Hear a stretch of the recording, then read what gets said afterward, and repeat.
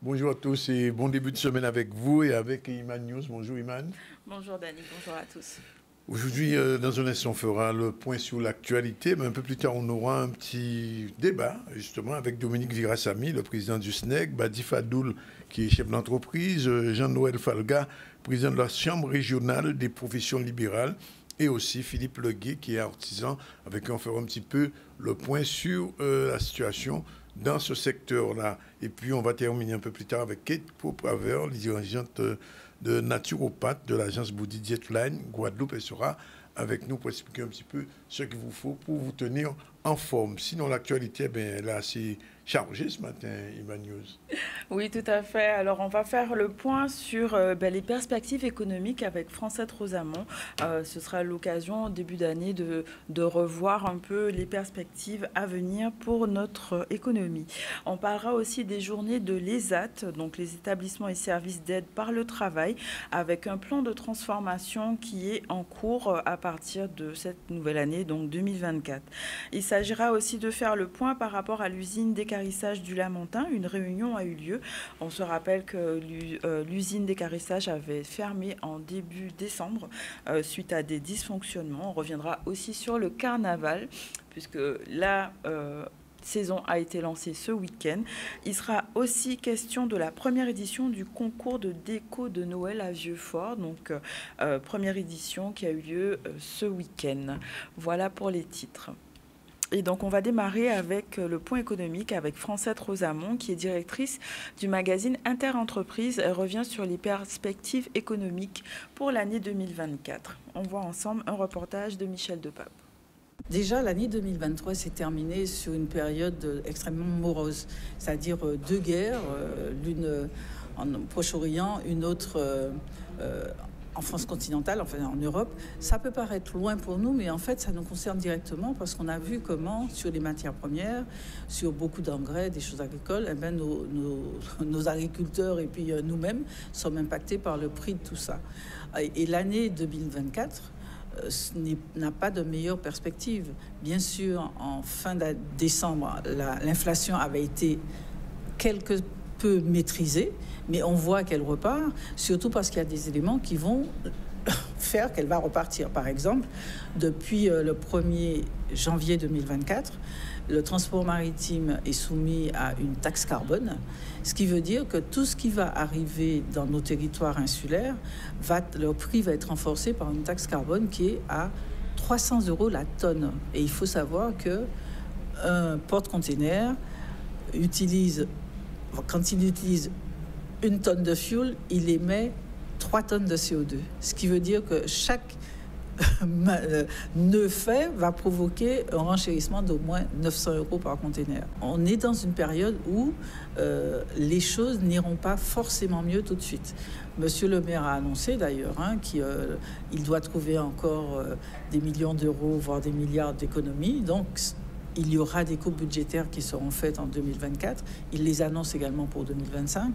Et on voit que l'inflation ne mollit pas, les salaires n'augmentent pas tellement que ça. Donc, il y aura, et puis il y a de nouvelles institutions qui sont arrivées, France Travail, donc avec une nouvelle loi pour remettre toutes les personnes que l'État considère sans emploi au travail, mais surtout avec une baisse des indemnités de chômage et puis une baisse d'un certain nombre d'allocations. On va se rendre compte que les gros vont avoir des difficultés, mais il y a des capacités, des possibilités pour des entreprises bien gérées, bien sûr, de petite taille et qui répondent à un vrai service régional.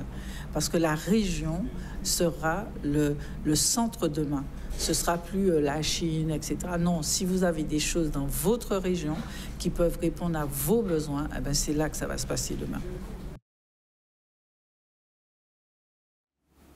Voilà pour le point sur l'économie. On va parler maintenant des journées des ESAT, donc c'est les établissements et services d'aide par le travail. Un plan de transformation a lieu justement à partir de janvier 2024 pour permettre d'impulser une nouvelle dynamique, notamment en confortant une mission d'accompagnement pour les personnes dans une trajectoire professionnelle à l'intérieur des ESAT et permettre aussi de nouveaux droits pour ces personnes. On va faire un point avec Michel Dagounia qui a pu faire un reportage sur ces établissements. L'importance de la journée, c'est de parler du plan de transformation des ESAT qui est mis en œuvre depuis le 1er janvier 2023. Ce plan, en quelques mots, c'est augmenter le droit et le pouvoir d'agir des personnes, de travailler plus sur l'autodétermination, c'est-à-dire que chaque personne soit directrice de son projet professionnel, et puis de fluidifier les parcours. C'est-à-dire qu'on crée de plus en plus de porosité, de liens, de passerelles entre le secteur protégé, les ESAT, et le milieu ordinaire. Il y a beaucoup de choses qui vont changer puisque là, on est dans vraiment un changement assez quand même assez réel. Hein. Il en vient au niveau des travailleurs en situation de handicap. Donc, au niveau de cela, il y aura une transformation qui sera faite, qui est en cours par rapport à tous ces usagers, qui vont leur donner quand même un certain nombre de droits par rapport aux nouvelles règles qui vont sortir. Et notamment, effectivement, on va se retrouver avec demain des salariés, hein, et parce qu'ils sont en titre aujourd'hui en tant que travailleurs des ESAT, mais ce ne sont pas effectivement des salariés, mais avec ce qui vient par la suite, ça va amener des changements énormes au niveau de ces structures des ESAT en Guadeloupe et en métropole. Alors aujourd'hui, ce qui va changer pour les professionnels, c'est d'une part d'avoir des postures, des contacts qui vont être modifiés de par l'évolution du statut à venir du travailleur des ESAT. Aujourd'hui, le travailleur des ESAT est un usager du médico-social et l'orientation qui est clairement définie par la Conférence nationale handicap, c'est d'aller vers un statut d'assimilé salarié. Donc forcément, ma posture professionnelle, mes liens avec le travailleur vont évoluer.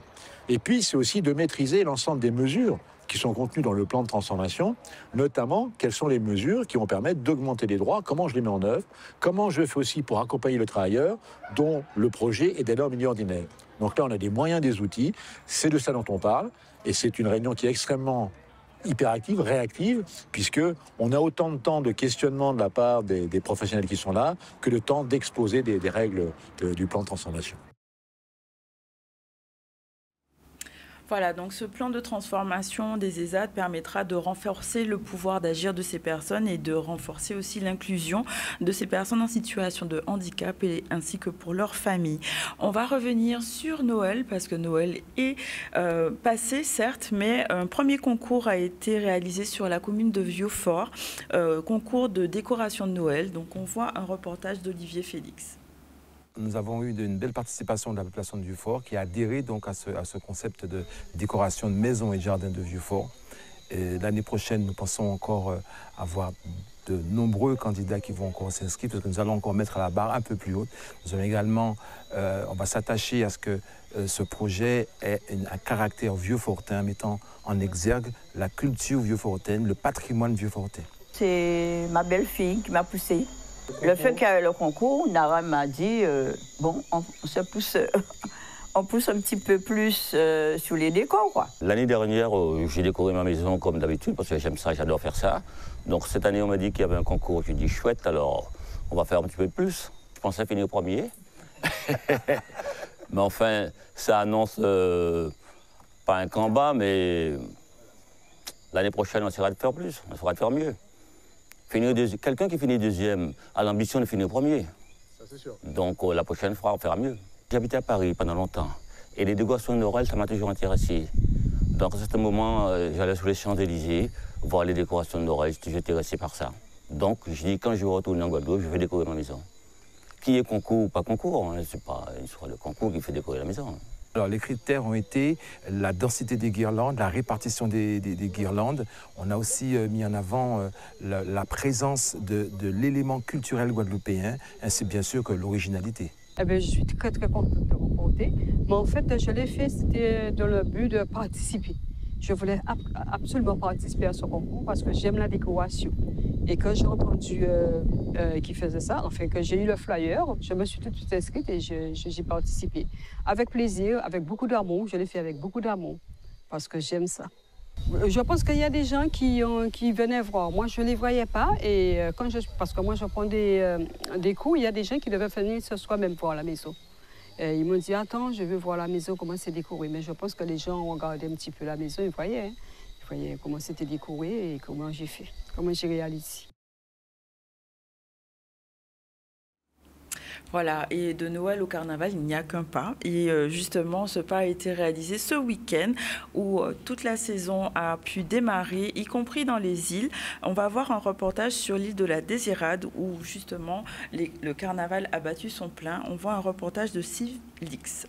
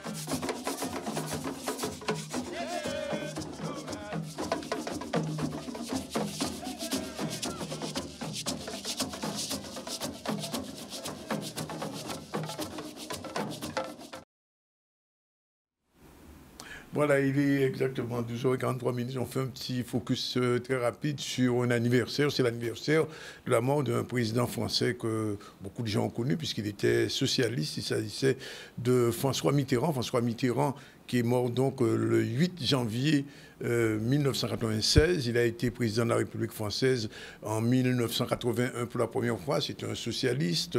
Après, il a été une deuxième fois président de la République française en 1988. Cette fois-ci, la gauche était un petit peu en difficulté, puisque d'ailleurs, après, ils n'ont pas gagné, puisqu'il y a eu avant des législatives en 86, et à ce moment-là, il y a eu, on se souvient, peut-être les gens ont peut-être oublié, mais qu'il y a eu la cohabitation avec Jacques Chirac, et puis en 88, il a affronté Jacques Chirac, il a gagné au second tour. François Mitterrand était âgé de 79 ans quand il a disparu ce 8 janvier 1996, je vous le disais, il était atteint d'une maladie qu'on dit incurable, cancer de la prostate. Poutine n'avait pas mangé de chlordécone, mais enfin, quand même, il est mort là-bas, en France, il va même temps venir ici. Bon, bref, tout à l'heure, on fera un autre focus, mais cette fois-ci, ce sera sur une chanteuse guadeloupéenne très connue, peut-être pas assez connue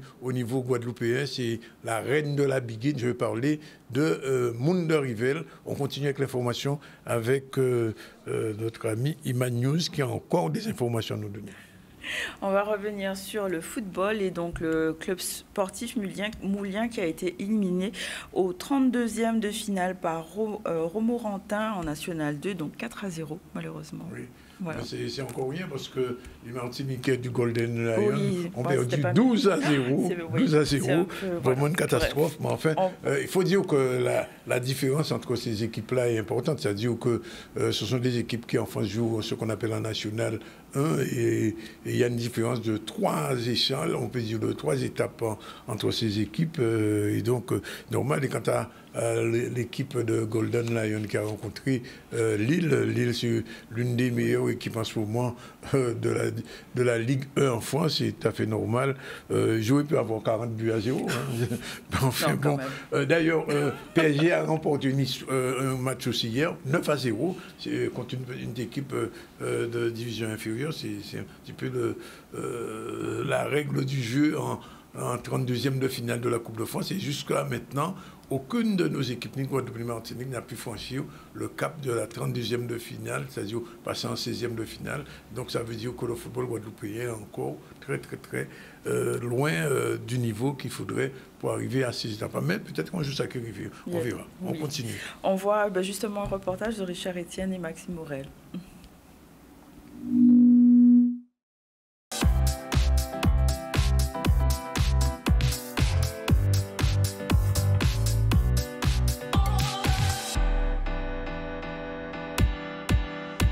De cette compétition, les deux équipes se sont fixées comme objectif faire un long parcours et pourquoi pas succéder au vainqueur de la première édition, le Sporting de Bemao. À l'image de cette action, Cambo Fontaine conclut par Eddie Benjamin qui trouve le coin droit des buts gozériens 1-0, la 21e minute de jeu. 2 minutes plus tard, l'égalisation par le capitaine Jordan Catan et ce sera le score à la mi-temps. De retour des vestiaires, scénario identique, beaucoup d'engagement. Et un deuxième but gozérien signé Virapin, 60 minutes de jeu.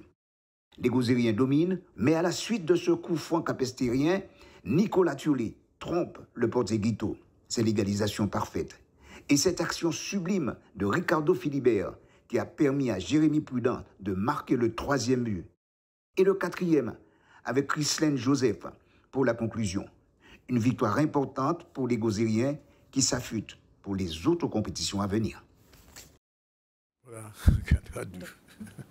Voilà, bien, on va prendre la première pause et on va se retrouver tout à l'heure, d'abord avec le Focus et ensuite avec nos prochains invités, Dominique Vigrassamy, je vous l'ai dit, président du SNEG, Badi Fadoul, Jean-Noël Falga et Philippe Leguet. C'est tout de suite après la pub.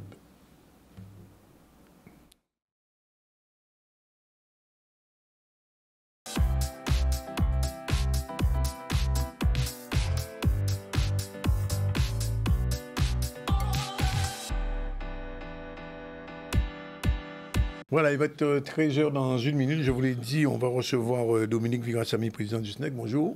Bonjour, M. Zandonis. Il est accompagné de M. Badi Fadoul, qui est chef d'entreprise bien connu à Pointe-à-Pitre. Bonjour. Bonjour. Avec lui, Jean-Noël Falga, lui aussi bien connu en Guadeloupe, ça seulement à Pointe-à-Pitre, mais toute la Guadeloupe. Bonjour. Bonjour à vous. Président de la Chambre régionale des professions libérales. Et un artisan, Philippe Leguet, bonjour. Bonjour. Avec qui on va parler un petit peu de la situation justement des professions libérales au regard de toutes les problématiques que Dominique Vigrassamy soulève depuis plusieurs années. Avant ça, on fait un petit retour sur l'actu avec Iman avant le Focus. Oui, retour sur l'actualité. On a parlé des perspectives économiques pour 2024 avec Francette Rosamond, qui est directrice du magazine Interentreprise. Nous sommes aussi venus sur le plan de transformation des ESAD, donc des établissements et services d'aide par le travail. On a vu aussi la première édition du concours de décoration de Noël qui s'est déroulé sur la commune de Vieux-Fort. On a commencé à parler du carnaval sur l'île de la Désirade. On parlera encore du carnaval sur les communes de Basse-Terre, Pointe-à-Pitre, ainsi que d'une réunion qui a eu lieu à l'usine d'équarrissage du Lamentin. Voici pour les titres. Voilà, on retrouve l'actualité tout à l'heure. Tout de suite, le Focus, il est déjà 13h et on aura 20 minutes. Voilà. Alors aujourd'hui, c'est l'anniversaire d'une dame très connue en Guadeloupe, mais peut-être pas suffisamment. Anniversaire de sa naissance, parce qu'elle est décédée il y a déjà beaucoup d'années. Elle est née le 7 janvier 1918, c'est Monde Rivel, née Cécile Jean-Louis. C'est une chanteuse, auteure, compositrice, pianiste, guitariste, actrice originaire de la Guadeloupe. Sa carrière fut très longuement influencée par sa mère qui a été elle-même musicienne. En décembre 1945, elle fut la première artiste engagée aux États-Unis après la guerre en se produisant au Café Society, dirigé par Barnett Josephson, et fut aussi filmée dans un documentaire d'actualité sur la vie nocturne new-yorkaise intitulé Night Club de la série The March of Time. En 1946, elle épouse le pianiste Ellis Larkins. Monde Rivel restera la grande dame de la chanson créole. Il faut rappeler qu'il y a de ça quelques années, c'était en 2018, il y a eu son centenaire organisé par celle à qui elle a transmis le flambeau de la Biguine. Je parlais de Winnie Kaona. Et depuis, eh bien, la Biguine continue. Et on n'oublie pas donc cette dame, cette grande dame de la chanson guadeloupéenne qui a porté la Biguine sur tous les continents, y compris aux États-Unis, en France et un peu partout. Deux petits extraits d'une musique très connue qu'elle a chantée dans le temps. C'est une chanson qui, bien sûr, que beaucoup de Guadeloupéens connaissent, puisque ça s'appelle La Guadeloupéenne. C'est parti.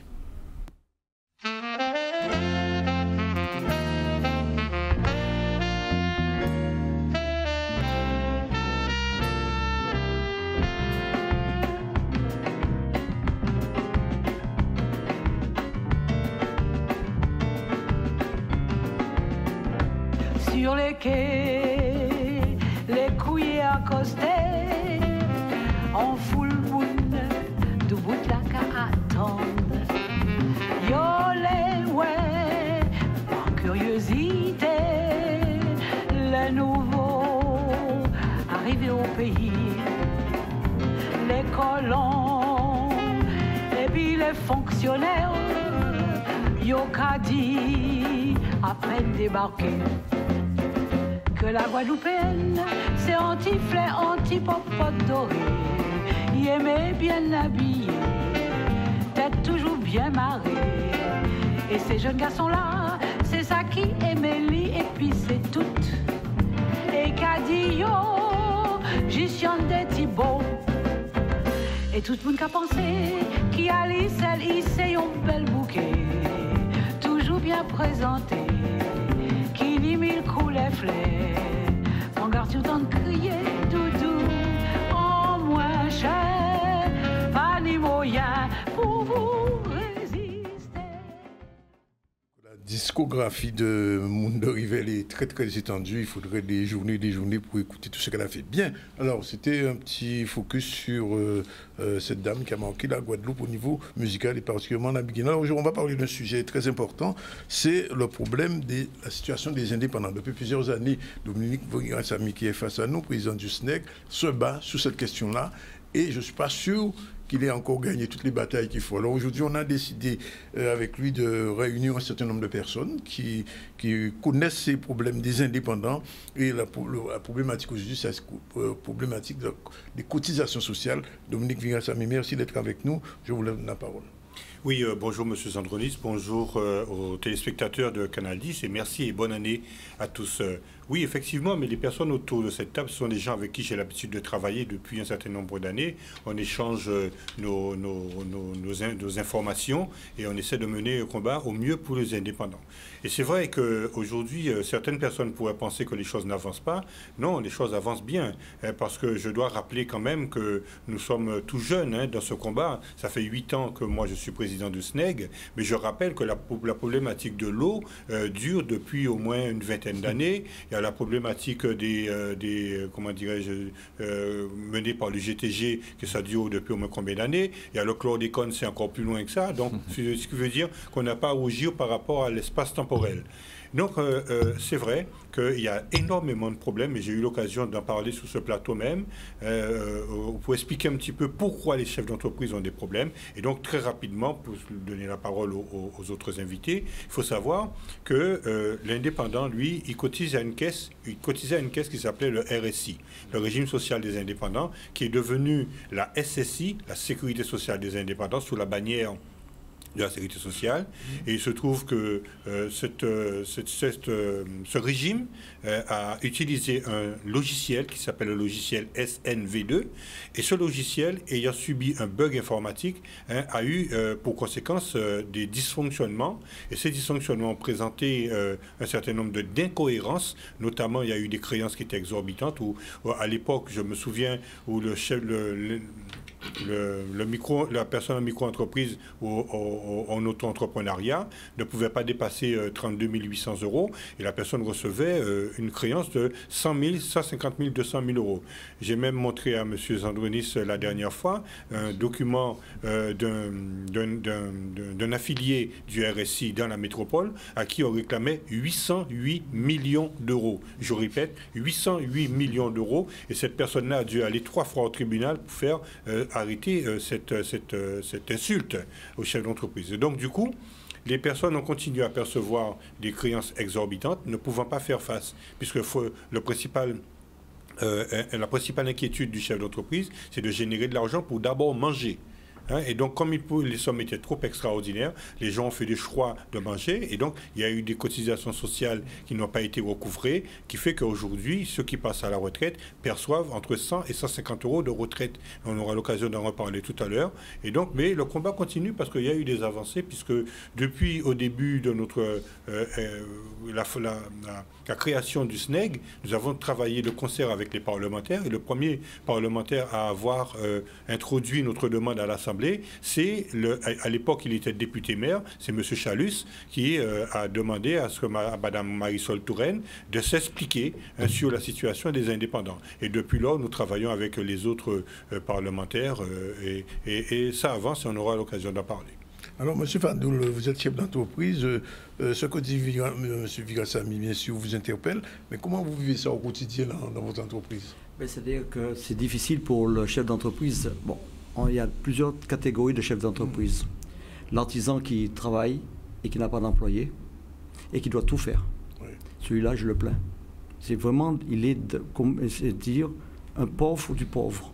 Pourquoi? Parce qu'il doit travailler pour gagner de l'argent. Mais comment peut-il faire pour remplir ses obligations, même documents, quand il reçoit des cotisations aberrantes? Comment peut-il faire? Je ne sais pas. Moi-même, je suis confronté depuis 10 ans, plus de 10 ans, 11 ans exactement, avec un mur. Je suis à jour de mes cotisations, j'ai demandé ma retraite, et depuis que cette demande de retraite a été demandée, il y avait un trop perçu par la RSI à l'époque.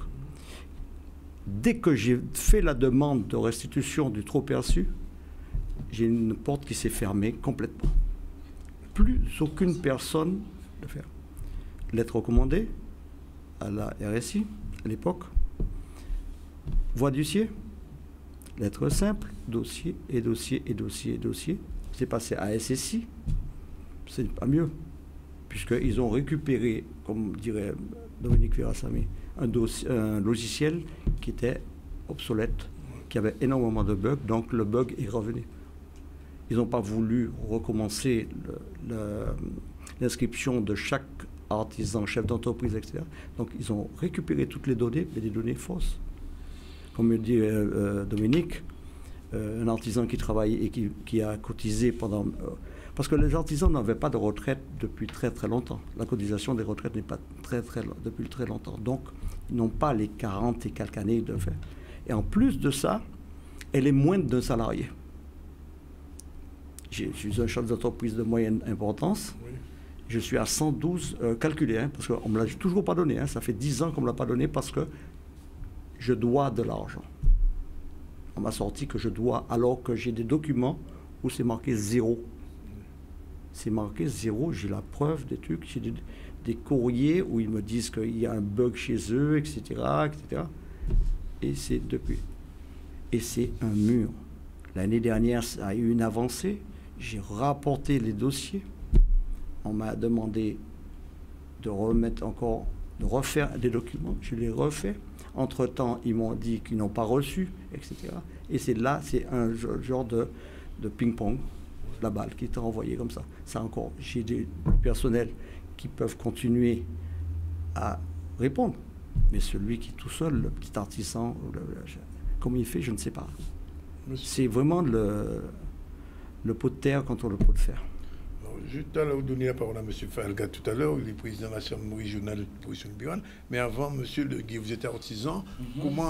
Comment vous vivez cette situation? Est-ce que c'est similaire à ce que disait M. Fadoul ou est-ce que c'est particulier pour les artisans? En fait, M. Fadoul dit quelque chose qui est très intéressant, c'est-à-dire que, et ça, on semble, moi je suis artisan.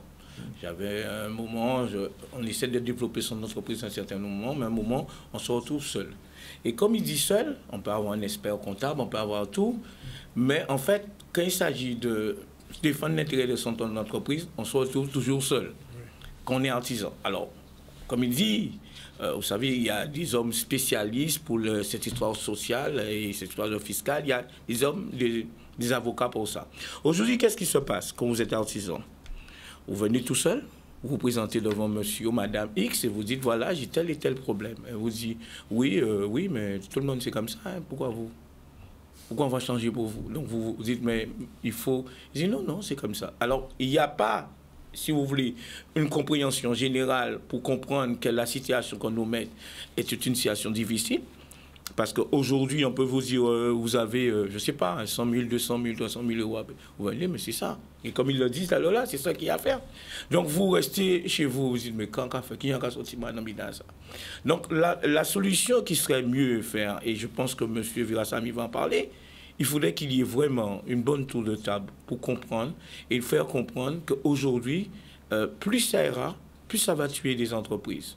Et on ne se rend pas compte aujourd'hui que nous, les entreprises, et je dis je parle pour tous les artisans comme moi, nous avons beaucoup d'orgueil.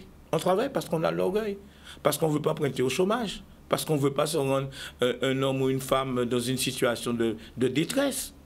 Mais on travaille, comme il disait tout à l'heure là aussi, on travaille parce qu'il faut qu'on gagne notre vie.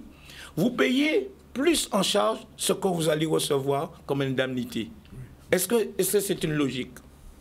Aujourd'hui, vous allez payer, on vous demande peut-être par année 30 à 40 000 euros. Et en cotisation après, on vous donne 200 à 300 euros par an. Donc il y a cette discussion-là qu'il faut avoir. Et c'est pour ça qu'aujourd'hui, je dis, et je voulais venir sur un point, je ne sais pas si vous l'entendez d'en parler après, sur le point que lui, il en parle, mais nous, les artisans, pour pouvoir payer, il faut qu'on ait du boulot. Pour avoir du boulot, il faut aussi qu'on ait un jour de charge sociale et fiscale. Donc, on a mis un plan, l'État, enfin, ils ont mis un plan. Être à jour, vous aurez du boulot.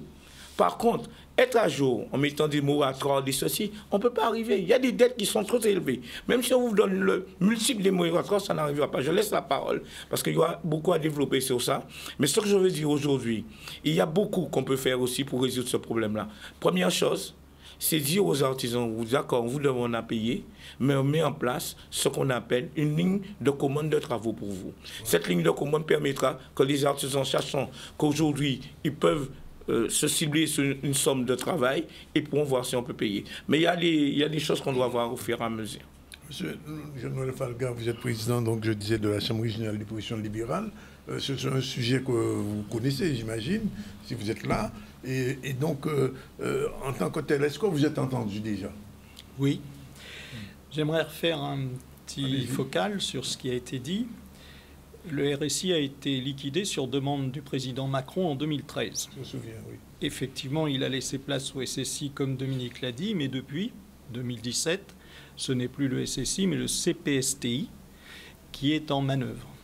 C'est un point important et je vais m'en expliquer pour répondre à votre question. On vient de voir beaucoup de choses exprimées et qui sont légitimes, bien sûr. Mais plus loin encore, ça nous montre différentes perspectives qui sont à améliorer. Déjà, il faudrait que tous les auditeurs sachent que nous, en tant qu'indépendants, et je sais que ça peut faire bondir un peu, mais nous sommes privilégiés par rapport à ce qu'on appelle les employeurs. Pourquoi ? Parce que les employeurs qui doivent des cotisations sociales, ils n'ont pas d'autre, j'ai envie de dire, registre que de passer par les principes de l'URSSAF avec tout ce qui s'ensuit, les courriers, les huissiers, etc. Et les échanges, comme disait M. Badou, voilà, et les échanges devant des murs. Nous, au sein des travailleurs indépendants, qui sont, je le représente quand même, je l'informe, pardon, à vos auditeurs, nous sommes 30 400 au niveau de la Guadeloupe, c'est-à-dire 50% des travailleurs indépendants en Guyane, Martinique et Guadeloupe réunis. Ça veut dire qu'on a une forte capacité sur ce sujet et on verra que c'est un avantage aussi. Eh bien, nous avons en face de nous une institution qui permet de mettre en place des systèmes d'aide. L'aide à 7, par exemple, est une aide qui doit être sollicitée quand on est confronté à des problématiques de paiement de cotisation. Avantage pour nous, c'est que le conseil d'administration, qui est représenté dans ces commissions au même titre que les administratifs, a une voix prépondérante. Donc, quand on est dans l'analyse d'un dossier, même si effectivement celui-ci a des connotations juridiques qui sont cadrées, mais nous avons aussi une possibilité d'apprécier le fond de ce dossier et de pouvoir prendre des décisions, et dans certains cas qui sont fort favorables pour le cotisant. Donc, il y a une version opaque qui a été exprimé par Dominique Virasamy à juste titre du passé et de la difficulté de clarifier celui-ci. Je tiens à dire, comme M. Badi Fadoul disait, qu'il y a une injustice sociale qui devrait être réparée. Effectivement, les cotisants d'outre-mer ont été décalés de 10 années par rapport au national, puisque quand le décret est passé au niveau de la nation, celui des Duntum est passé 10 ans après. Donc vous avez perdu, nous avons perdu 10 années de trimestre. Voilà, par exemple. Bon.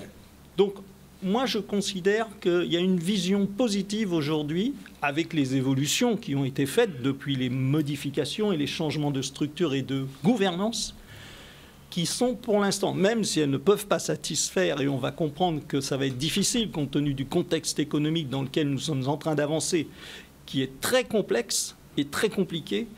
Et moi, je vous avoue qu'en 45 années, j'ai une crainte des 2 années qui arrivent, parce que je n'ai jamais connu une période aussi dure, à la fois internationale, mais même, ça va sans dire, locale. Donc, on a quand même une avancée en termes d'outils, en termes de capacité d'intervention. Nous avons multiplié les commissions. Avant, nous en faisions une par mois. Aujourd'hui, nous allons jusqu'à 2 dans certaines régions, plus bien sûr en Guadeloupe que sur la Guyane et la Martinique. La Guyane est en retard, complètement en retard sur ses modalités fonctionnelles. Mais en Guadeloupe et en Martinique, nous avançons.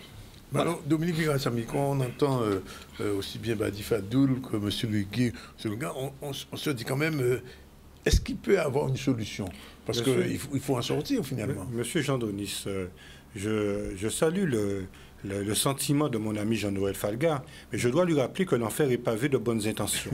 Aujourd'hui, je persiste à dire qu'il ne faut pas regarder le verre à moitié plein, mais il faut le regarder aussi à moitié vide.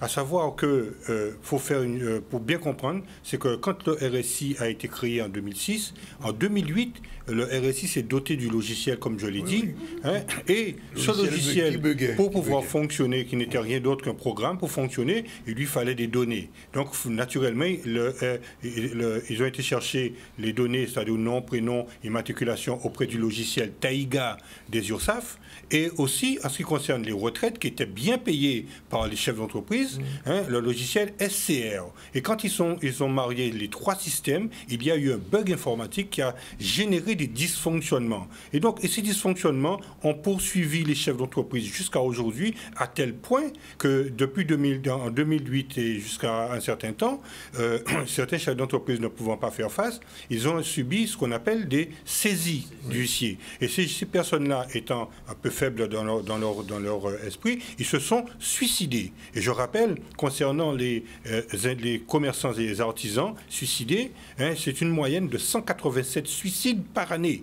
Je dis bien 187 suicides par année. Nos téléspectateurs qui nous écoutent peuvent en général, mais plus de l'Hexagone. Oui. Et donc, nos téléspectateurs peuvent aller sous les moteurs de recherche, ils vont trouver cette information. Mais le pire, c'est qu'à l'époque, auto-entrepreneurs, micro-entreprises étaient liés à comment dirais-je,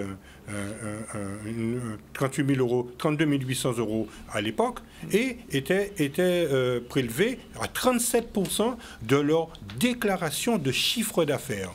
En 2014, il y a eu la loi Pinel. La loi Pinel qui permet aux entreprises marchandes, c'est-à-dire au commerce et tout ça, d'avoir un plafond de 176 000 euros à ne pas dépasser. Pour les métiers de service, il s'agit de 72 000 euros à ne pas dépasser. Couturier, maçon, électricien, ils ne doivent pas dépasser 72 000 euros. Or, depuis 2014, les URSSAF n'ont jamais appliqué la loi Pinel, puisque sur la valeur de la déclaration de chiffre d'affaires, il devait être prélevé à 22%. Je le dis, et nos téléspectateurs peuvent trouver ça sur le moteur de recherche, et donc 22% du chiffre d'affaires. Mais pire, dans certains cas, puisque j'ai fait le calcul, quand on calcule le chiffre d'affaires de certaines personnes, à 22%, ça donne un chiffre, et nous observons que certaines personnes étaient encore sur l'ancien modèle, à savoir qu'il y a eu des passes. Et je dis bien des passes, par exemple, les cotisations sociales sont coupées en plusieurs alvéoles. Il y a retraite complémentaire, maladie, décès, tout ce qui s'ensuit. Eh bien, à l'époque, il y avait un pass, par exemple, pour la complémentaire retraite, c'était sous un pass de 37 000 € et on prélevait 19% des 37 000 € du pass. Or, la loi Pinel avait changé ça.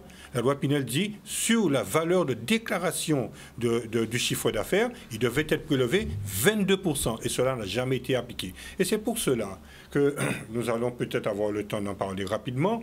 Nous avons travaillé avec les parlementaires, puisque même si nous nous battons en Guadeloupe, la réponse, elle est législative. Et c'est pour ça que je me suis pris la tâche de travailler avec les parlementaires, qui nous permettra de déclencher une mission parlementaire, on en parlera tout à l'heure, qui permettra de faire la lumière sur les 17 ans, je dis bien, de tyrannie du RSI. Alors, quand Jean-Noël, mon ami, fait qui brosse une image idyllique pour dire qu'il y a des solutions, oui, sauf que Jean-Noël, je persiste à dire, est-ce que la somme qui est réclamée est sincère?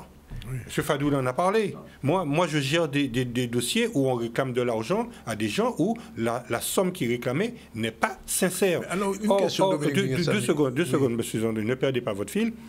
Or, il y a l'article 1353 du Code civil qui dit que le créancier doit apporter la preuve de sa créance. Oui. Nous, à chaque fois que nous avons un dossier, nous demandons à la Sécurité sociale ou à l'URSSAF de nous apporter la preuve que mon adhérent doit bien cette somme-là. Eh bien, on se confronte à un mur et il n'y a jamais de rendez-vous, sauf peut-être parfois par téléphone. Justement, j'allais y venir. Alors, il y a une action que vous faites avec les parlementaires, mais au niveau de l'interlocuteur ici en Guadeloupe, avec qui vous discutez de cette situation pour pouvoir en sortir?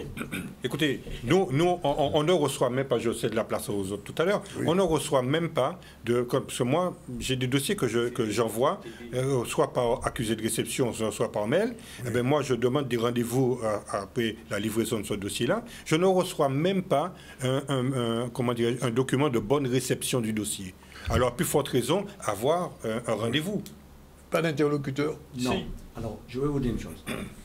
J'ai déposé, juste avant le Covid, peut-être le Covid a dû faire du retard sur les doigts, un dossier complet, 2009, par lettre recommandée, par huissier et lettre simple. Dossier complet. Donc, le Covid est passé, etc. Depuis, je n'ai plus eu de réponse. J'ai remis en branle... Mais ce dossier a été déposé à qui, exactement? Directement au SSI. À la Sécurité sociale, à Totema. À une personne bien déterminée qui a dit qu'elle prend en charge. Donc, j'ai le nom de la personne et tout. J'ai remis en branle en 2013. En disant, voilà, depuis 2009, je n'ai pas de réponse sur mon dossier, etc. Remis à telle personne, etc. etc. Ils m'ont répondu, 3 mois après, qu'ils ne peuvent pas prendre en compte mon dossier parce que je ne sais qu'une simple lettre, donc je dois le refournir ce dossier. Oui. Donc ça a bien que 1 mois et quelques après, je renvoie le dossier, donc j'ai refait un dossier complet que j'ai renvoyé par lettre recommandée accusé de réception. Entre-temps, je reçois une lettre, donc peut-être une semaine avant que j'envoie mon dossier, disant, comme je n'ai pas répondu, mon dossier est clos. Je renvoie une lettre avec recode le dossier, disant, vous n'avez pas tenu compte de mon dossier, de telle date et telle date. Alors, non, c'est autre chose. C'est que la réponse, la date de la lettre est datée de 3 mois avant la lettre de la poste, c'est-à-dire la date de la poste. 3 mois. Ils ont mis 3 mois de faire le courrier et de la poster. J'ai renvoyé donc le dossier entre-temps, et depuis septembre 2023, toujours pas de réponse. Jean-Noël Falga, alors Dominique Virassamy, vous trouvez un petit peu plus trop optimiste? Alors, pour compenser, ou en tout cas donner des informations toujours très fiables, parce que moi je veux bien qu'on parle de chaque cas d'un individu, mais j'aimerais qu'on soit plutôt dans un regard global. Le 14 novembre dernier, le directeur de la CGSS a organisé, avec les partenariats CCI, Chambre de commerce, Chambre d'agriculture et Chambre artisanale, la journée des travailleurs indépendants. Tout à fait. 1300 personnes s'y sont rendues. Oui. C'est déjà quand même une preuve qu'il y avait une attente. il y avait plus de 140 salariés que la CGSS a mis à disposition ce jour-là dans les services qu'elle a coutume de gérer, la retraite, l'assurance maladie, enfin bref. Il y a donc eu, etc., de demandes qui ont été posées, de dossiers qui sont en cours de gestion, etc. Donc, ce que dit M. Badoul est vrai. Il y a toujours les cas de figure où nous trouvons des gens qui n'ont pas leur réponse. Mais il y a aussi un sacré travail qui est fait. Je tiens à le rappeler aujourd'hui que le délai de traitement, par exemple, que j'ai connu, moi, en 2017, quand j'étais dans ces sphères administratives, pour demander une retraite, dépassait 85 jours. Même plus, vous voyez. Ça, 2 ans. Voilà. Aujourd'hui, ce délai est réduit à moins de 60 jours. Donc, il faut y voir aussi la notion d'amélioration. Je tiens quand même à préciser ici une chose importante, c'est que la convention d'objectifs qui a été signée en 2017 prévoyait la diminution de 5% des budgets de la sécurité sociale de la Guadeloupe et de la baisse des effectifs à hauteur de 5% sur 5 ans. À l'époque de M. Yakou, il y avait 1500 personnes qui étaient au sein de la CGSS. Aujourd'hui, elles sont moins de 1000. Ouais. Mais alors, la CAF, pareil. Oui. Et le niveau de performance est meilleur. On va essayer d'avancer un petit peu. Notre temps est pratiquement terminé, puisqu'on ne finira jamais ce débat-là, je le sais bien. Mais qu'est-ce qui va se passer dans l'année 2024, puisque nous avons notre année. Alors, monsieur Zandolis, permettez que je fasse juste une digression pendant 2 minutes. Oui. C'est très important que le public puisse savoir que oui, il y a de la bonne volonté de la part de la Sécurité sociale, mais il y a quand même un refus de la part des URSSAF et de la Sécurité sociale de comprendre la loi. Oui. Et je persiste et je signe à dire que, par exemple, nous sommes battus avec les parlementaires qui ont arraché une modification de la loi, puisque avant, la Sécurité sociale pouvait descendre sous le compte personnel des indépendants. Or, il y a eu la loi 2022-172 du 14 février 2022 qui sépare le patrimoine professionnel du patrimoine personnel. Ce qui veut dire qu'aujourd'hui, même si vous avez 1 million d'euros sur votre compte personnel, depuis le 15 mai 2022, on ne peut pas prendre quoi que ce soit. Or, la CIPAV, je dis bien, qui est une branche de la Sécurité sociale, qui a été absorbée, je dis bien, depuis le 1er janvier 2023, par les URSSAF, eh bien, cette CIPAV a continué à prélever de l'argent sur les comptes personnels des gens. Ça ne veut pas dire qu'une créance qui soit antérieure à 2015 ne soit pas recouvrable, puisque la créance est due. Mais la loi dit clairement qu'on ne doit pas prendre 1 centime sur le compte de la personne. Deuxième chose que je veux dire, quand nous, on demande des moratoires allant jusqu'à 36 mois, voire 5 ans pour des entreprises, eh bien, on se heurte à un mur et on dit non, c'est 5 mois, 6 mois de moratoire. Comment une entreprise qui doit 10 000 euros de cotisation sociale peut-elle s'en sortir si on ne lui permet pas d'étaler au maximum le moratoire pour pouvoir faire face? Donc, il y a des ajustements nécessaires au niveau de la sécurité sociale, même si quelque part, je le dis clairement, je n'attaque pas ni Mme Légeron, ni M. Véron, qui sont des fonctionnaires qui sont là pour appliquer la loi telle qu'elle est pondue.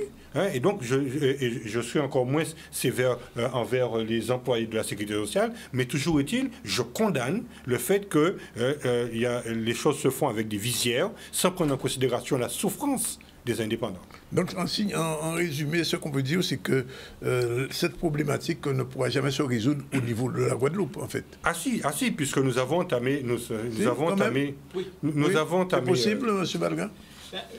Il y a maintenant une avancée. Par exemple, on sait que les directions du CPSTI, qui au départ étaient régionales avec une direction en Martinique qui chapeautait la Guyane et la Guadeloupe, aujourd'hui, elles vont devenir direction Guadeloupe, direction Martinique et direction Guyane. Donc on a une approche maintenant, et ça va dans le sens de la notion d'autogouvernance qui me paraît judicieuse, pour pouvoir effectivement être interpellé plus rapidement et être en mode réactif derrière. Alors, un dernier mot, peut-être à monsieur Figué qui est artisan. Pour l'artisan que vous êtes, comment vous voyez un petit peu votre avenir en tant qu'artisan? Vous n'allez pas vous suicider quand même, non? Non, je ne suis pas sur ce point-là. Non, ce qu'il faut comprendre, c'est que l'artisan, comme on dit, il est quand même amené à faire ce qu'on appelle travailler.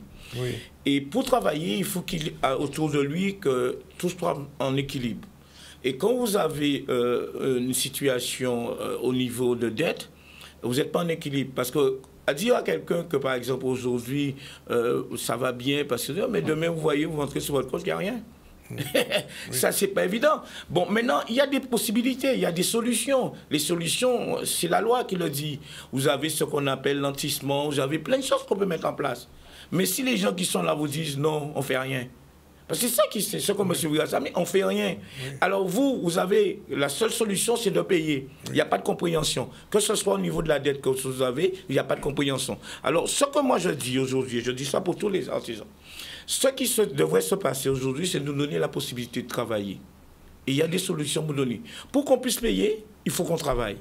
Et pour travailler, il faut qu'il y ait des solutions qui sont très... Il y a effectivement ce qu'on appelle le moratoire.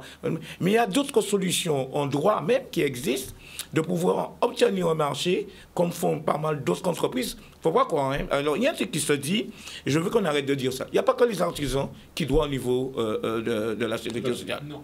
En le monde gadoué, en le monde même, tout le monde, pour ne pas dire pour tout le monde gadoué. Et même, je dirais, au niveau des grandes instances, même au niveau des grandes instances, ils doivent aussi là. Parce qu'il n'y a pas que les artisans qui paient la sécurité sociale. Vous avez aussi les mairies, vous avez aussi les collectivités, vous avez aussi les trucs. Et pas quoi que vous va douer. Vous va douer, mais il y a un droit peut-être qu'à protéger plus que nous. Il y a d'autres possibilités. Alors, ce que je vais, pour ça que je vais finir, nous, on a besoin d'avoir le marché pour payer. Et pour avoir ces marchés-là, il faut nous permettre d'obtenir le droit de l'avoir. La proposition que je fais, la première proposition, pour aller un peu plus loin.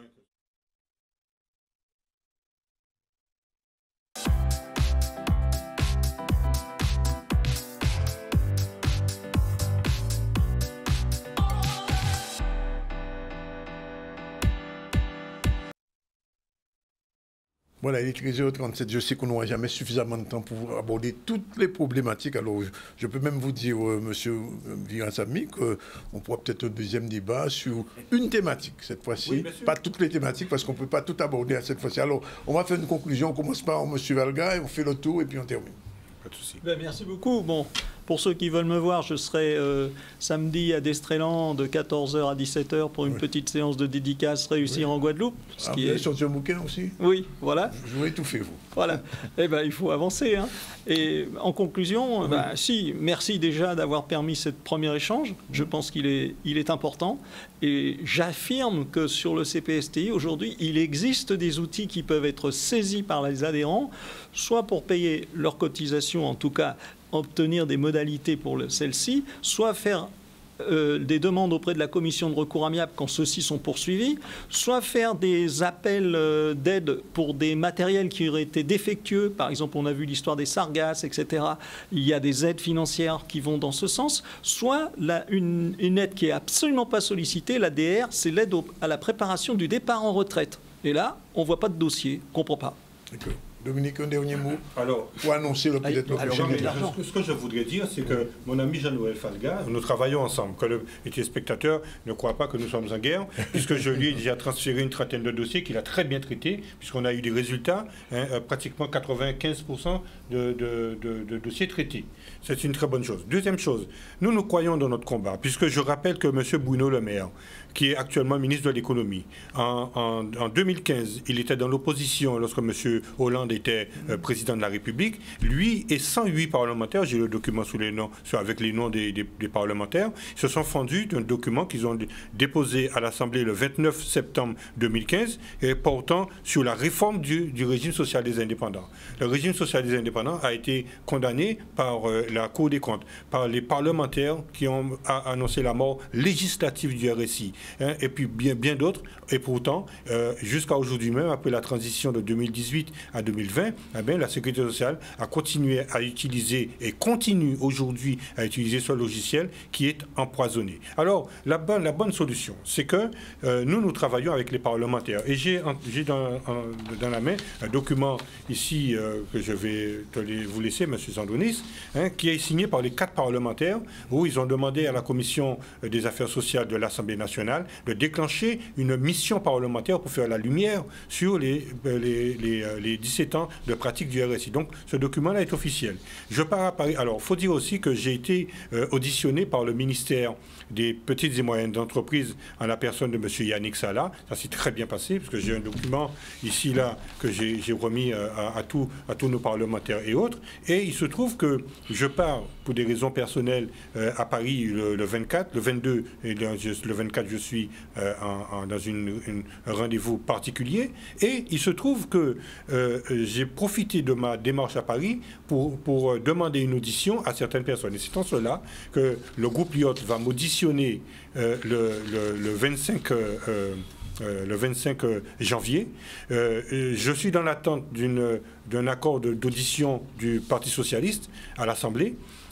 J'ai été approché par le représentant des Républicains en Guadeloupe, hein, pour que je sois auditionné aussi. Et Dominique Théophile, que j'ai rencontré récemment, à qui j'ai remis le dossier, va s'entretenir avec ses collègues pour déclencher une mission d'information. Et donc, ce qui veut dire que quelque part, nous croyons qu'à la sortie de cette enquête, de cette mission parlementaire, hein, nous allons avoir la vérité sur la situation et la tyrannie du RSI, et le RSI sera condamné, et comme ça, les chefs d'entreprise pourront peut-être mieux s'en sortir. Alors justement, M. Badi Fadoul, qu'est-ce que vous avez envie de dire aux chefs d'entreprise qui sont comme vous, avec 10 ans de retard?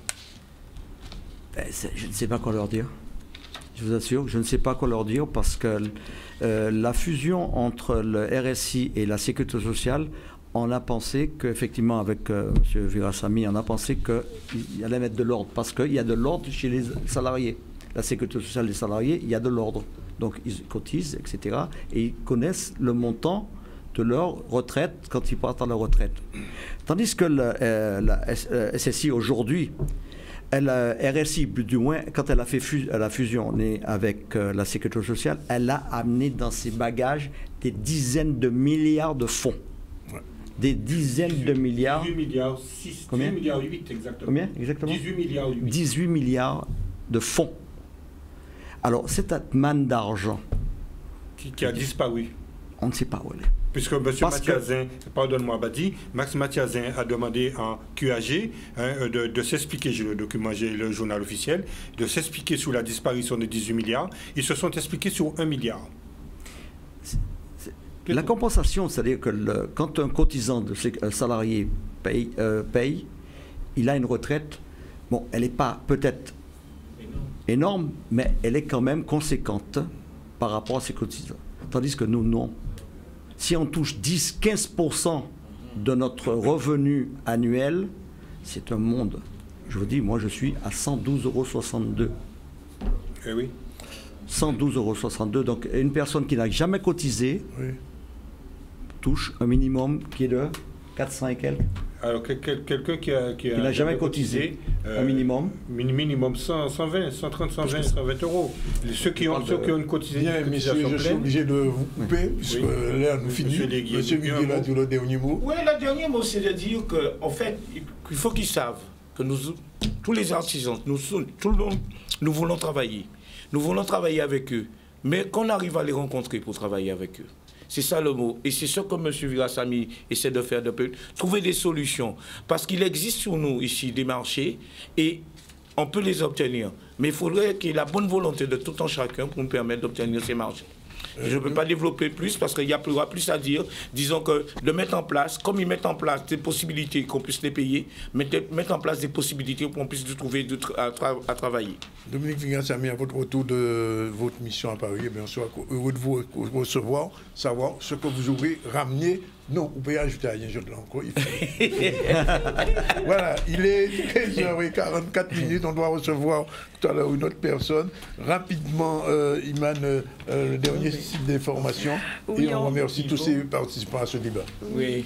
On va revenir donc sur l'usine d'écarissage du Lamentin. Une réunion a eu lieu. On se rappelle en décembre 2023 que cette usine avait été fermée temporairement jusqu'à réalisation d'un audit. On va voir ensemble un reportage de Solène Fèvre. Depuis 6 ans, 2017, que l'usine a commencé à fonctionner, elle dysfonctionne parce qu'il y a 2 types de nuisances. Des nuisances olfactives que les riverains ressentent au quotidien, et il y a la pollution de la grande rivière à Guayab, ce qui est insupportable.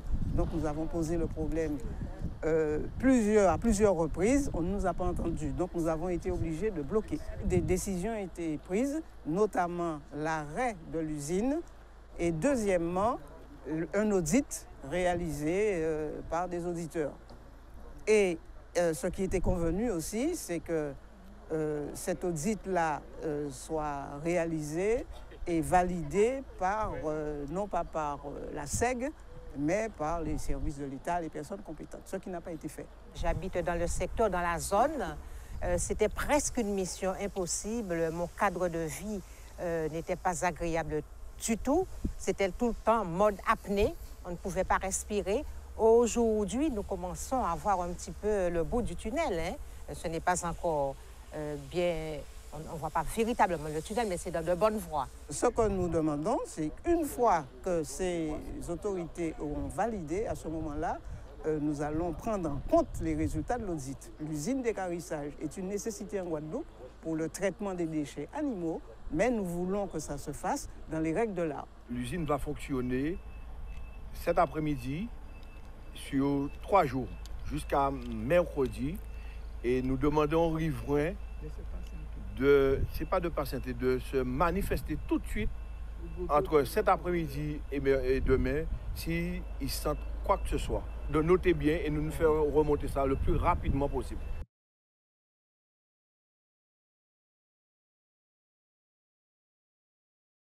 D'après ce que j'ai compris, Iman, l'usine rouvre cet après-midi. Apparemment, on dirait. Ouais. Donc le problème n'est pas encore réglé. Non, mais manifestement. Le pays, les problèmes non réglés. Bien, alors, on va terminer cette série avec Kate Copaver, le dirigeant naturopathe de l'agence Body Jetline. Guadeloupe, bonjour. Bonjour. Merci d'être avec nous. Bonjour, et c'est Iman qui va vous interroger parce qu'elle connaît très bien la naturopathie, peut-être mieux que moi. N'est-ce pas? D'accord. Alors, qu'est-ce que c'est exactement? C'est une agence de perte de poids qui existe depuis plus de 20 ans maintenant. La dernière fois, lorsque j'étais avec vous sur le plateau, j'avais pris le temps de faire la présentation. Mais aujourd'hui, on va plutôt parler d'autre chose, puisque sur toujours la naturopathie, donc plutôt les problèmes de ventre. Le ventre? Ouais, le ventre, après les fêtes ou bien tout le long de l'année. Hein. Et il y a une solution pour ça? Ah si, il y a des solutions. En plus, on a tout en Guadeloupe. Alors, on écoute. Eh bien, je laisse Liade. Oui, c'est vrai que c'est souvent un post-fête, on est souvent un peu ballonné. Qu'est-ce que vous préconisez en fait comme action simple qu'on pourrait mettre en place? Justement, toujours les plantes vertes, les légumes, justement pour éviter tout ce qui est ballonnement.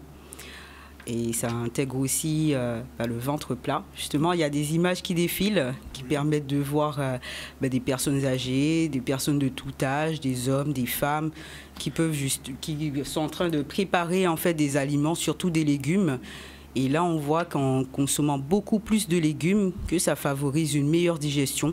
Donc la possibilité d'atteindre assez rapidement les légumes verts. C'est ceux qui sont remplis de fibres. Donc plus particulièrement ceux-là, tout en sachant que tous les légumes ils sont composés d'eau, de vitamines, de leur propre gras, de leur propre sucre. Donc lorsqu'on les prépare, peu importe comment, à la vapeur, il y a tout type de cuisson. Comment? On trouve ça dans votre officine? On les trouve chez tous nos agriculteurs locaux, bien sûr, parce qu'on a tout ce qu'il faut en Guadeloupe, donc on se dirige vers eux, et puis là, on mange de bons produits frais locaux. Pourquoi, en fait, il y a des ballonnements? Ça intervient à la suite de repas trop gras, trop riches? Trop riches, trop gras. On voit que vous en connaissez un rayon. Un petit peu. Mais justement, ça vient d'où, en fait, ces problèmes de ballonnement? Justement, donc, par rapport à notre alimentation qui est souvent axée sur beaucoup de féculents aussi. Donc, on le sait que les féculents, ils prennent plus de temps à être digérés que les légumes et les fruits aussi. Voilà, donc tout cela, trop d'apport en sucre, trop d'apport en gras, crée en fait des problèmes de ballonnement par moment. Donc, mis à part le charbon noir, on peut tout simplement utiliser ce qu'on a souvent chez nous, puisque les légumes, on en a très régulièrement. Voilà, pas forcément acheter en fait en plus, quoi. Et puis là, on a des bienfaits au niveau intestinal et on élimine les gaz, les ballonnements, de façon à se sentir plus à l'aise, que ce soit après les fêtes, avant les fêtes, pas seulement durant la période de carême, qui vient bientôt d'ailleurs. Oui, je sais, et je sais. voilà, c'est surtout cela. Donc les légumes verts favorisent la digestion. On parle souvent maintenant de jeûne hydrique. Est-ce que c'est quelque chose dont vous êtes pour, contre ? Je suis pour, oui, sauf que là, c'est encadré vraiment par un service médical. Donc là, on va laisser les médecins s'en occuper. Ouais, c'est très encadré. Donc c'est vrai que ce sont des solutions aussi qui peuvent être apportées, puisqu'il y en a quand même pas mal. Mais là, je vais plutôt parler de magnifiques fruits et légumes qu'on a sur place. Voilà. Est-ce que par rapport il y a souvent des tisanes qu'on peut proposer, il y avait des remèdes de grand-mère, qu'on faisait des purges systématiquement. Est-ce que c'est quelque chose que vous conseillez ? Si, bien sûr, puisqu'on connaît justement les bénéfices, les avantages de toutes ces plantes qu'on consomme d'ailleurs beaucoup moins souvent. Donc c'est pourquoi c'est toujours une bonne chose de revoir ses grands-parents, ses parents, de retourner à la campagne, même quand on est citadin. Il y a les marchés et tout, où les vendeuses, elles conseillent très bien, elles sont informées sur les sujets. Donc là, elles n'hésitent pas à préconiser les meilleures plantes, de façon à ce qu'on fasse nos cures de détox à tout moment de l'année. J'ai cru comprendre qu'il faut boire de moins en moins d'eau glacée. Ça refroidit le corps, oui. C'est préférable de boire de l'eau à température ambiante. Oui. Ensuite, c'est vrai que sur nos îles, il fait très chaud. Donc on a toujours tendance à boire de l'eau glacée. Oui. Mais quand c'est possible, c'est mieux vaut boire de l'eau à température ambiante. Par moment, on peut aussi préparer des solutions détox qui sont assez rapides à faire tous les matins. C'est de l'eau tiède avec du citron. Oui. Voilà, on peut rajouter aussi du gingembre pour le tonus, les vitamines. Et là, ça aide déjà à avoir un détox rapide pour commencer à nettoyer le foie et les intestins et avoir une digestion intéressante au cours de la journée. Autre conseil avant de terminer c'est ça, hein, le conseil, c'est de manger beaucoup plus de fibres. Oui. Et ça pour ta santé, aussi... évidemment, manger trop gras. Ah oui, le trop sucré aussi, bien sûr. Si, trop sucré aussi, puisque le sucre il se transforme en gras au bout d'un moment. Ne pas oublier l'activité sportive, bien sûr, un minimum de 30 minutes par jour. Est-ce qu'on a le temps de faire ça? Bien sûr, on a le temps de tout faire en fait, sauf qu'il faut y consacrer du temps. De toute façon, ça fait partie de la santé, c'est le bien-être et tout. C'est prioritaire. Ouais, mieux vaut placer au cours de sa journée, même 15 minutes de sport tous les jours, qui revient à environ 2 heures de sport pour la semaine, de façon à ce qu'on puisse agir sur le capital santé humain. Voilà. On a toujours des bienfaits à bien s'alimenter et à avoir un minimum d'activité sportive. Et bien boire aussi. De l'eau. Bien sûr. De l'eau. Oui. Alors, l'autre jour, il y a des gens qui sont venus ici qui ont annoncé c'était 1 mois sans alcool. Hein. Oui, c'est Dry January, ça c'est le concept. Tout le mois de janvier sans alcool, Kate. Bien sûr. Non, mais je dis ça pour toi. Ah, mais moi, ça va, moi. Ça va Ça va, j'en bois très rarement, c'est occasionnel. Oui, non, mais ce mois de janvier, c'est 0. Oh, on est d'accord. On est d'accord. Bon. D'accord, c'est très bien. Ok, bien. Kate, merci. En tout cas, on prend rendez-vous peut-être pour une prochaine émission sur la naturopathie, parce que c'est quelque chose qui intéresse beaucoup les Guadeloupéens maintenant. Les gens découvrent parce qu'ils ne savaient pas ce que c'était. Et donc, Body Diet Line reste connecté. Oui. Oui, avec Canal 10. Avec Canal 10. On est ensemble. Voilà. Voilà, il est 13h54. On a pratiquement fait le tour de l'actualité. Il y a un dernier sujet, non? Non, on a tout dit? Non, pas de. Ce sera pour plus tard. Ce sera pour aujourd'hui. Rappel rapide. Rappel rapide, on a vu le point économique qui a été fait avec Francette Rosamond sur les perspectives économiques pour 2024. C'était l'occasion justement de voir par rapport à la morosité de 2023 les évolutions qu'il pouvait y avoir sur cette année. On a parlé du plan de journée, le plan de de formation, de transformation des ESAT, donc les établissements et services d'aide pour le travail. Un plan qui permet de redynamiser et d'accompagner au mieux les personnes en situation de handicap. Nous sommes venus sur la première édition du concours de décoration de Noël qui s'est déroulé sur la commune de Vieux-Fort. On a aussi parlé de carnaval, forcément, puisque la saison a démarré. On est allé sur la Désirade qui a pu bénéficier de cette première sortie carnavalesque. Et on a fait aussi le point sur la réunion qui est en lien avec l'usine d'équarrissage du Lamentin.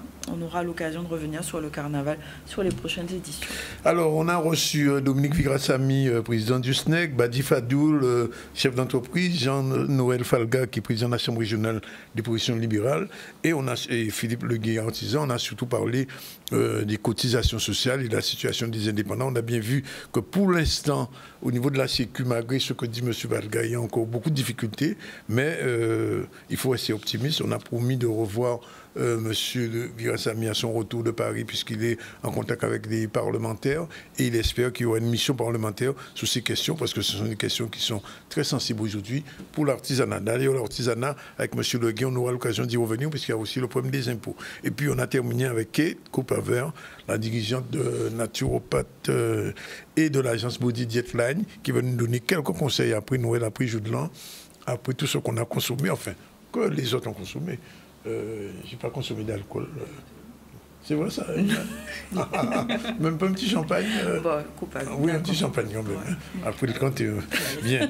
Mais en tout cas, on termine avec le mot de créole du jour. Proverbe créole en temps en temps, Odalia nous envoie. À pas même jour où qu'à manger terre ou qu'à enfler. Eh bien justement. Justement, pas même jour qu'à manger terre ou qu'à enfler. C'est les actes et les conséquences. Oui. Ah, faut bien réfléchir sur ça. Et peut-être à pas même jour qu'on manger fibre qu'on maigrir. J'ai envie de dire, voilà, c'est terminé pour aujourd'hui. La réalisation est assurée par Jordan avec Satiam et Jennifer. Et nous, on se retrouve demain pour une nouvelle séquence du ZCL News. On vous remercie de votre attention. Et j'ai rencontré ce week-end des gens de France, des Guadeloupéens qui vivent en France et qui partaient. Ils ont dit, moi, voyons, il faut se bailler en bas là, parce que bon matin, il a fait moins 9. Fradila rentré si haut. Donc, vous vivez nos pays, ils ont payé ni Fradi, en Guadeloupe, pas fait ni Fradi, ni moins friché, mais pas ni Fradi. Bien, voilà. Bon après-midi à vous tous. Et puis à demain à partir de 12h30 avec Iman News. Comme toujours.